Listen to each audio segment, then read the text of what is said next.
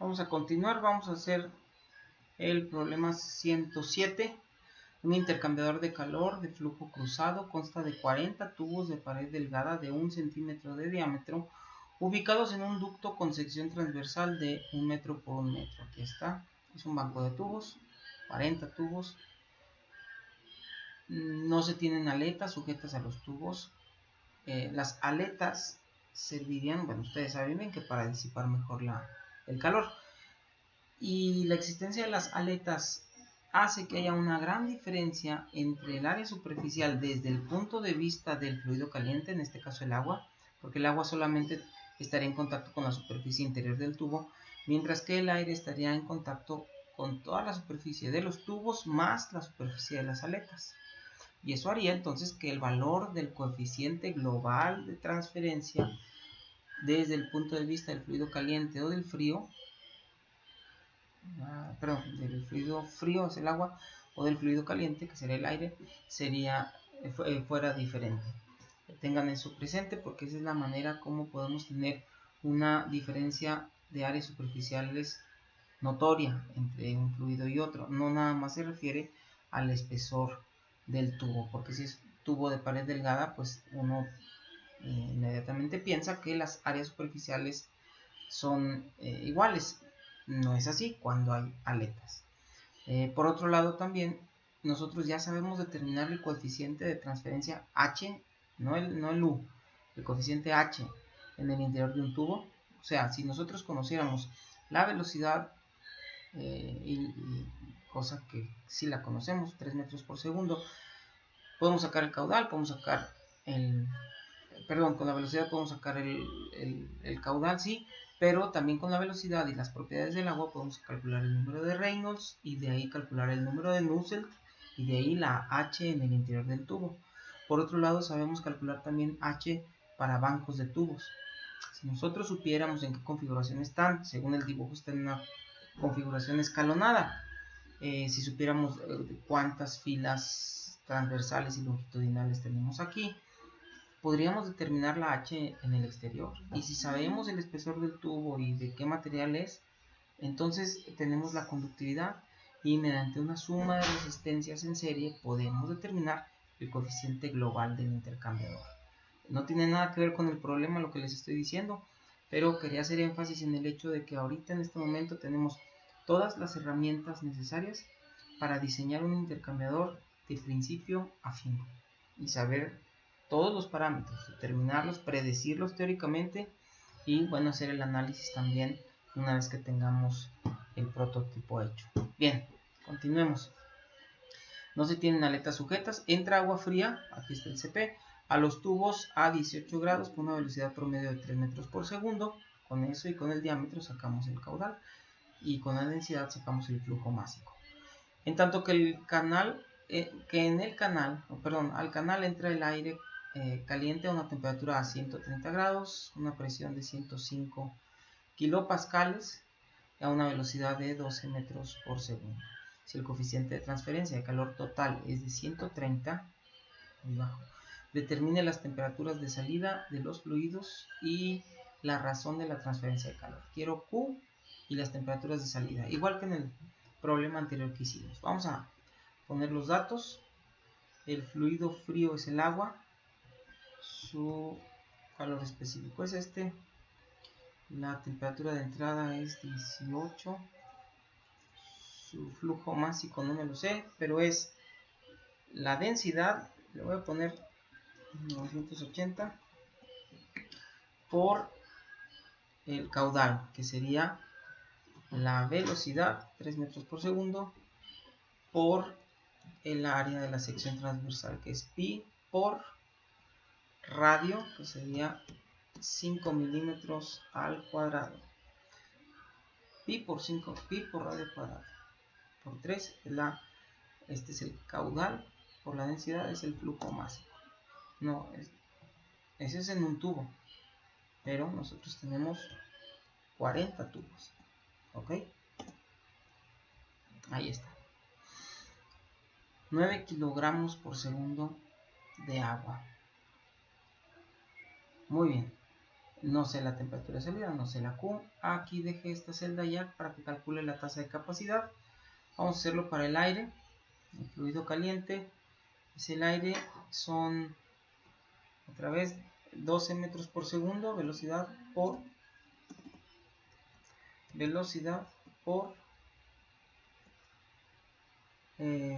caudal, perdón, por el área superficial, que es 1 por 1, pues es 1. Ese es el caudal. El caudal entonces son 12 metros cúbicos por segundo por la densidad. La densidad del aire a estas condiciones, déjenme, se los muestro. Voy a ponerle pausa. Listo, miren, me traje estos valores de la tabla que viene al final del libro. Las temperaturas, las densidades. Entonces, la densidad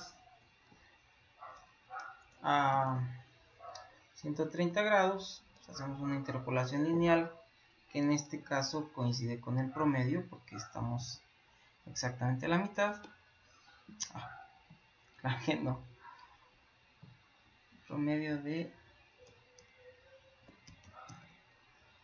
estos dos valores, 0.8542. Aquí está. Ok, entonces el flujo másico es igual a el caudal por la densidad. Ahí está. También son 10 kilos de aire. Y como el CP es... perdón, espérenme. Aquí, bueno, de una vez ponemos el CP, que es... ¿Dónde está? 1010. Aquí me equivoqué en algo. Esto es si fuera a presión atmosférica, pero estamos a una presión un poquito por encima de la atmosférica, por lo tanto hay que multiplicar esto. ¿Se acuerdan que las propiedades de los gases, por ejemplo de la densidad, hay que multiplicarla por la presión en atmósferas? Entonces esto hay que multiplicarlo por este valor, me lo traje, hice la conversión, ¿sale? Déjenme lo pongo todo a mano porque si no, al rato si necesito borrar, Excel se enoja. 1.03627. Estas son las atmósferas. Es la presión por la densidad, sería la presión la presión por la densidad a una atmósfera será la densidad a esa presión por el caudal. Ya me tardé mucho con esto, vamos a seguirle. La temperatura de entrada son 18 y listo. Tampoco tenemos la temperatura de salida, ya calculamos la C.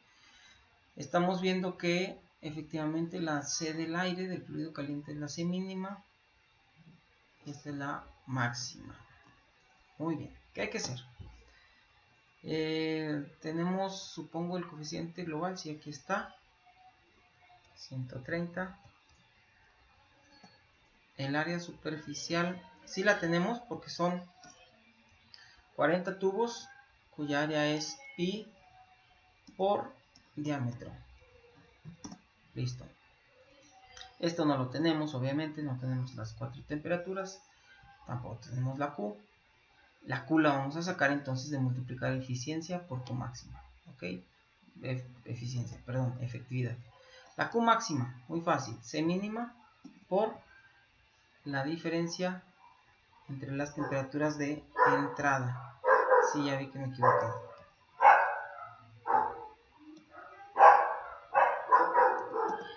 Esta es 130, ¿verdad? Gracias. Aquí está. Aquí está la Q máxima, por lo tanto necesito la efectividad para determinar la Q. Y termino. ¿De dónde voy a sacar la efectividad? Muy sencillo. Si yo conozco el número de unidades de transferencia, cosa que sí conozco, porque recuerden que es U por A entre C mínima tengo el número de unidades de transferencia, es muy pequeño, vamos a tener una efectividad pequeña, lo cual era de esperar porque el agua, fíjense bien, se mueve a 3 metros por segundo y apenas mide 1 metro la longitud de los tubos y es un solo paso, quiere decir que está 1/3 de segundo en contacto con el aire caliente. No se va a poder calentar casi nada el agua. No les extrañe que esta temperatura sea de 18.3, una cosa así. Ok. Aquí va el cociente de las tasas de capacidad, la mínima entre la máxima. Listo. Y ahora sí, la efectividad hay que calcularla. Hay dos maneras. Una es con estas fórmulas, ¿se acuerdan? Aquí está. En nuestro caso, el agua obviamente no viene en flujo mezclado, pero el aire, porque no tiene aletas, no tiene deflectores que conduzcan el flujo del aire, el aire sí está en flujo mezclado. Por lo tanto, fíjense bien, el fluido frío que tiene la C máxima no está mezclado y la C mínima, el fluido caliente que tiene la C mínima, sí está mezclado. C mínima mezclado, C máxima no mezclado. ¿Ok? C mínima mezclado. ¿Sí estoy bien, verdad? Sí. Y C máxima no mezclado. Bueno, aquí también quiero hacer un paréntesis. No nos importa a nosotros, no es el caso que nos interesa, pero hay un error en esta fórmula. Este 1 en realidad no debe ir, hay un error ahí de dedo. La fórmula debe ser así.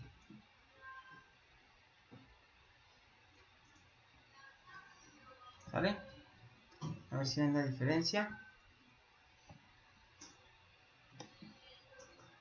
Con el 1 y sin el 1. Con el 1 y sin el 1. ¿Sale? Así debe ser. Bueno, de cualquier forma, a nosotros la que nos interesa es esta relación de abajo. Ok. Vamos a escribirla aquí. 1 menos E a la menos 1 entre C por 1 menos E a la menos C por el número de unidades de transferencia. Cierro y cierro paréntesis. Creo que está así. Vean, es una efectividad muy pequeña. Otra manera de determinar la efectividad hubiera sido también con las gráficas. Me refiero a estas, déjenme traigo esta de aquí. La traigo para acá.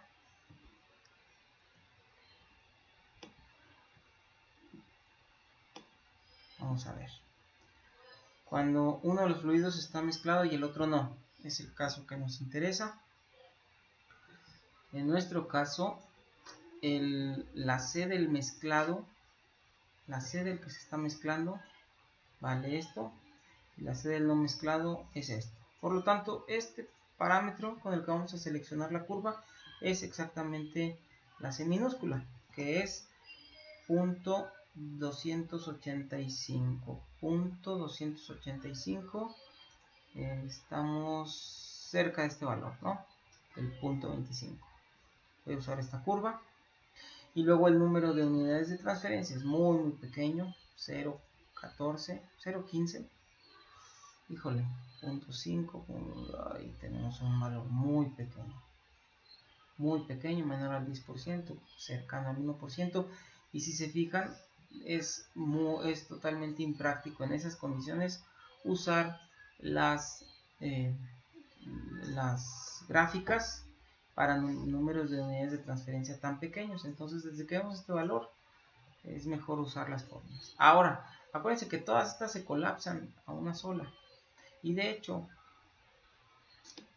es el mismo caso que si simplemente usáramos, ahí donde está, acá, usáramos, se lo quiere quitar, aquí, si usáramos esta expresión más simple, nos daría lo mismo, miren, 1 menos e a la menos NTU, ahí está. Claro, porque acuérdense que cuando el número de unidades de transferencia, lo habíamos dicho en un video, es muy pequeño, todas las curvas se colapsan en una sola, incluyendo el caso C igual a 0. Y acuérdense que el C igual a 0, todos los diseños de intercambiador también coinciden en esta relación. En fin, aquí está el valor de la efectividad y por lo tanto ya conocemos la Q, efectividad por Q máxima. Ahí está, cantidad de calor que se transfiere. Esto es igual a esto. Esto es igual a esto. Y de ahí finalmente determinamos las temperaturas de salida. Esto entre, ya no es necesario, la tasa de capacidad más la temperatura de entrada. 18.5 prácticamente. Como yo les había dicho hace rato, se calienta muy poco el agua. Y el aire también se enfría muy poco. Esto menos Q entre la tasa de capacidad. Se enfría a 2 grados. Muy poco, sí, pero se enfría más que el agua porque tiene una tasa de capacidad 4 veces menor. Si el agua se calienta a medio grado, el aire se enfría 4 veces más, es decir, 2 grados. Ahí está. Y listo. Hemos terminado. Aquí está creo que con esto les podemos ilustrar bastante bien cómo se aplica el método de la efectividad, que se hace cuando no tenemos las temperaturas de salida. Revisamos las diferentes correlaciones que hay. Recuerden que hay una que tiene un errorcito ahí. Y también cómo se usan las gráficas para determinar la efectividad. Listo.